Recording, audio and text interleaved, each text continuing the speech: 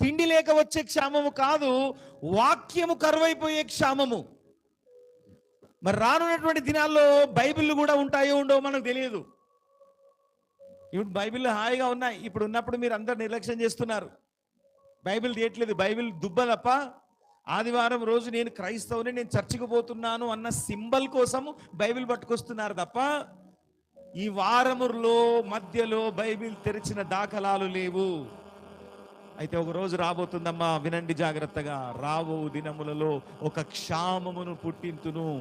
అప్పుడంట సముద్రాల నుండి భూమి దిగంతాల వరకు ప్రయాణం చేస్తారంట ఆ వాక్యం కొరకు.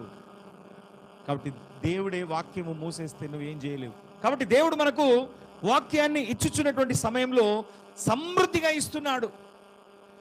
ఆ సమృద్ధిగా ఇస్తున్నటువంటి యొక్క వాక్యాన్ని మనం హృదయంలో మనము దాచుకోవాలి. కొలస్సీ 3వ అధ్యాయం 16వ వచనం చదువుకొని